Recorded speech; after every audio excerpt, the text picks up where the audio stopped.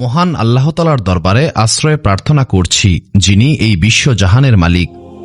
ঈসা আলাইহিসসালামের জন্মের প্রায় ৬০০ বছর আগে বনি ইসরায়েল সম্প্রদায়ের উপর মহান আল্লাহ তাআলা গজব নাজিল করেছিলেন। ব্যাবিলনের শক্তিশালী এবং জালিম বাদশাহ বক্তে নসর তার বিশাল সেনাবাহিনী নিয়ে বাইতুল মুকাদ্দাস আক্রমণ করেছিল। বক্তে নাসসারের বাহিনী বাইতুল মুকাদ্দাসকে ধ্বংসস্তূপ বানিয়ে ফেলেছিল। বনি ইসরায়েল সম্প্রদায়ের চিৎকার এবং আহাজারিতে বাইতুল মুকাদ্দাসের বাতাস ভারী হয়ে উঠেছিল।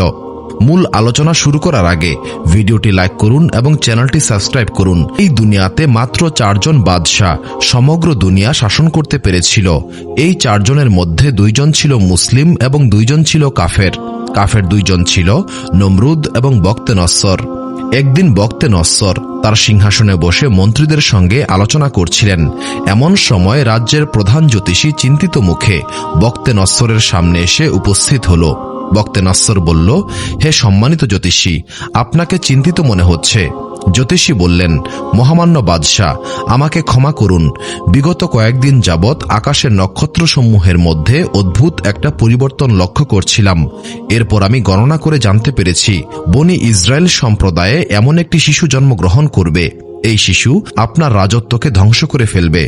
জ্যোতিষীর এই কথায় বক্তে নসর কিছুক্ষণ চুপ করে রইল। এরপর সে আদেশ দিল, বনি ইসরায়েল সম্প্রদায়ে জন্মগ্রহণ করা প্রতিটি শিশুকে হত্যা করতে হবে। এই সম্প্রদায়ে কোনো শিশু যেন জীবিত না থাকে। এই সময়টাতে দানিয়েল আলাইহিসসালাম জন্মগ্রহণ করেছিলেন।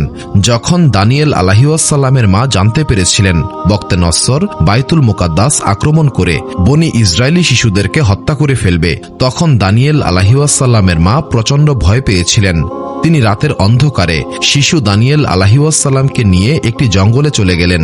এই জঙ্গলে অনেক হিংস্র পশু পাখি বসবাস করত। এই কারণে মানুষ দিনের বেলাতেও এই জঙ্গলের আশেপাশে যেতে সাহস করত না। দানিয়েল আলাইহিসসালামের মা মহান আল্লাহ তাআলার উপর ভরসা করে জঙ্গলের একটি গুহায় দানিয়েল আলাইহিসসালামকে রেখে দিলেন। দানিয়েল আলাইহিসসালামের মা জানতেন তিনি হয়তো ছোট্ট দানিয়েলকে আর কখনোই দেখতে পাবেন না।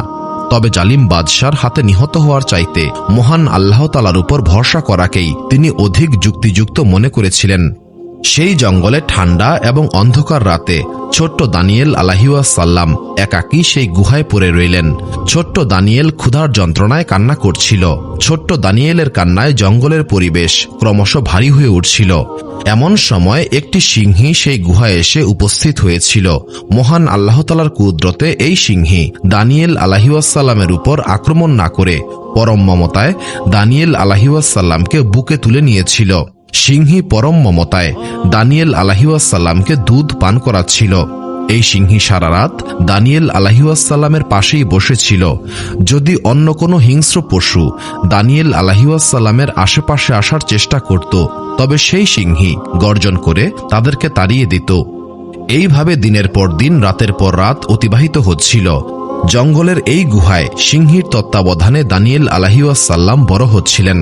এটাই ছিল দানিয়েল আলাইহিসসালামের জীবনের প্রথম মুজিজা।